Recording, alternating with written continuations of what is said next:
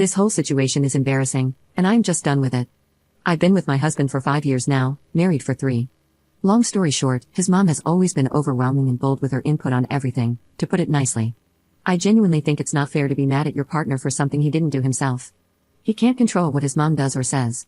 But what's also not fair is him not addressing it when I am clearly uncomfortable or upset, and instead just talking me into brushing it off or going with it. I never have, nor would I ever, have a back and forth with my mother-in-law. It's just not worth barking at each other. I always brush it off if it's a snarky comment, or if it's a better way to do something in her opinion. I'll just tell her thanks for the suggestion, but we are fine. It's actually true, the saying when you marry someone, you marry their family. I think the way to handle it is that each spouse should keep his side of the family in line, for lack of a better way to say it. I deal with my parents and their shenanigans, and I expected him to do the same.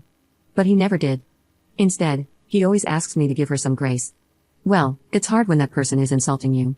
For a while now, she has been making comments about how my son doesn't look like my husband when he was a toddler, basically accusing me of sleeping around.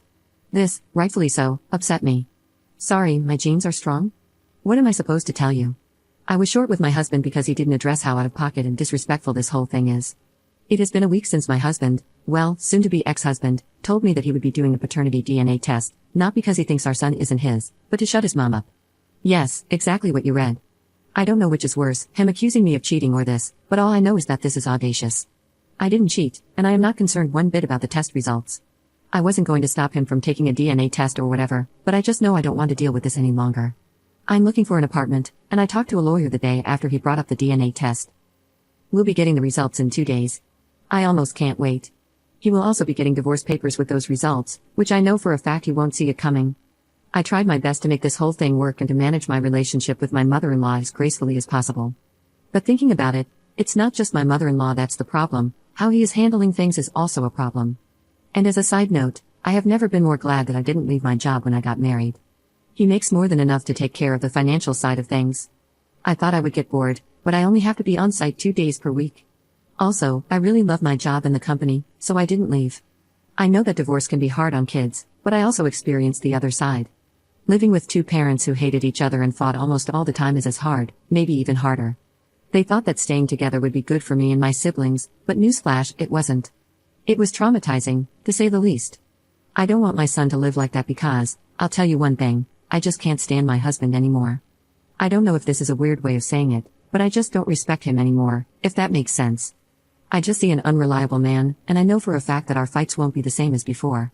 I would have said what a waste of 5 years, but I have a sweet and smart gremlin now, and having a child really pushes you to be better and to do better, so I can't complain. Update 1. Here to update you, as a lot of people were interested. But real quick, I have a comment about my last post. Please, if you are going through something serious, think twice before posting it.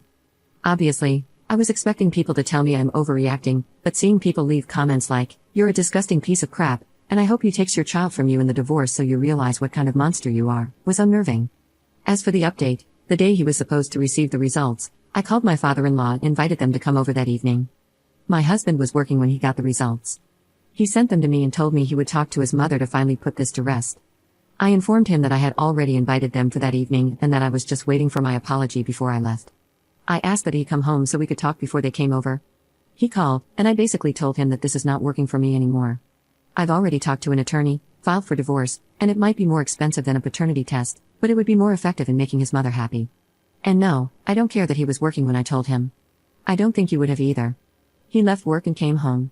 Long story short, we had a spectacular fight. He said that I am not thinking about our son and that I am overreacting because it's not like he went behind my back. And if he knew that I was this upset, he wouldn't have done it. But he knew how I felt about it. We had a heated argument when he brought it up. He just didn't care.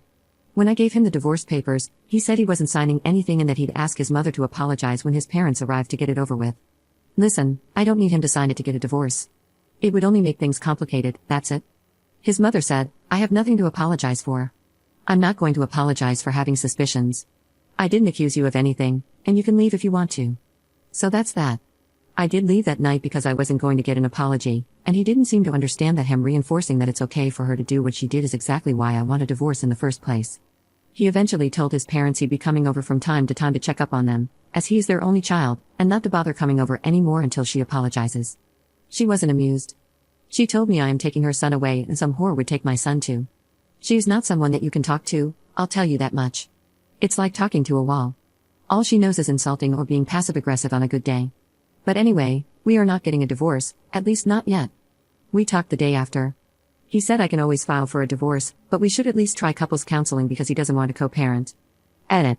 He doesn't want to lose his son, plain and simple. Although it's not like if we were to get divorced he wouldn't be able to see his son, but whatever.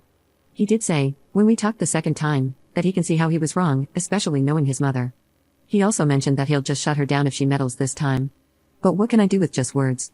I hope he can learn a thing or two about how to deal with his mother in counseling because she is truly overwhelming. If counseling helps him understand that a couple means two people, not three, and that our marriage is a bit crowded right now, that's enough for me. People saying that I'm overreacting in my last post made me ask myself, do I actually want a divorce, or am I just mad? I wanted the divorce at the time, it seemed like the only solution. But if counseling helps us, I can try to work things out. I hope this is a good decision. If not, I am not stuck.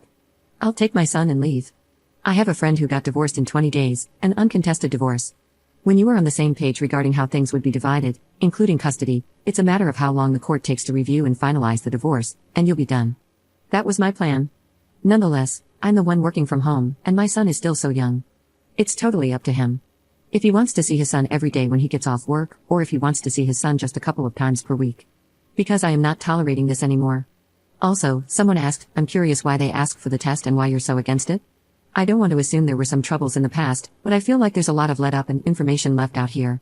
At this point, I've shared so much that these aren't too many details, I guess. I am not religious, and I also dated women at a certain time. She doesn't like that and thinks that me not being religious or not being straight means I have no values or something. She hates that her son married a non-religious person.